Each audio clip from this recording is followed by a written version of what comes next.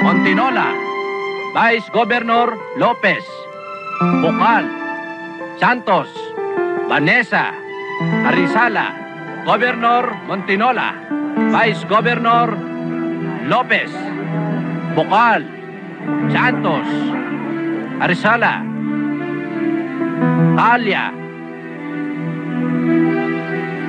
Governor Montinola, Vice Governor Lopez, Bukal, Arizala, Santos, Calesa, Governor Viray, Vice Governor Tornos, Bukal, Santos, Solomon, Arizala, Calesa.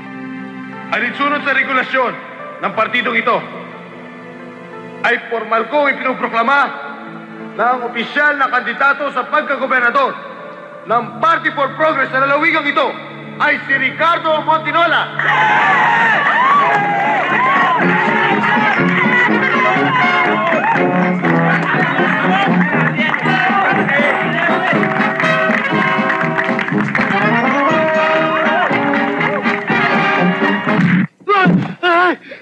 Tayo, uwi na ho tayo.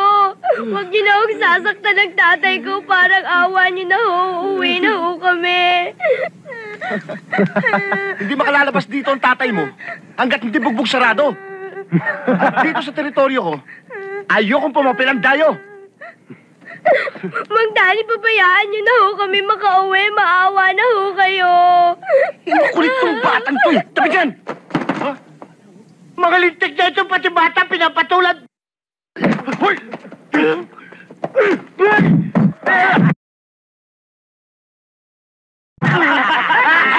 Kaya natin dyan. Taga-12 yan eh! Taga-12, walang pinatba. Mang Mando, ang tatay ko. Binubugbog, tulungan niyo ho siya.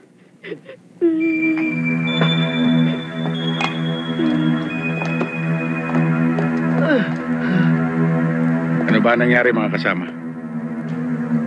Ikaw pala si Mando. Yung pinagmamalaki ng 12. Ako si Danny. Daning Tisoy. Hoy, kung dun sa lugar mo, kinikilala kang pa to, dito, titibagin ka namin.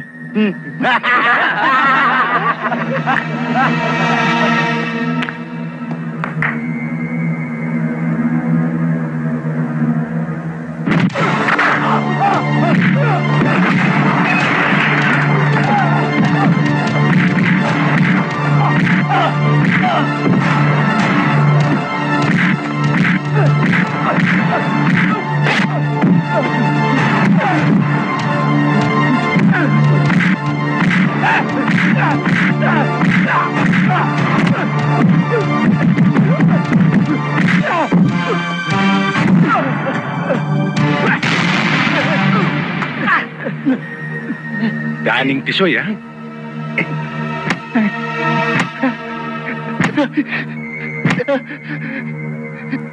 Titibagin? Ayon sa representante ng European Economic Committee, ang pagkakaroon ng isang free market economy sa silangang Europa ay magbumunga ng maganda para sa rehiyon na ito. Dinagdag pa niya na ang tigil putukan na kasalukuyang nagaganap sa Yugoslavia ay patuloy nilang mamanmanan hanggang sa magkaroon ng resulta ng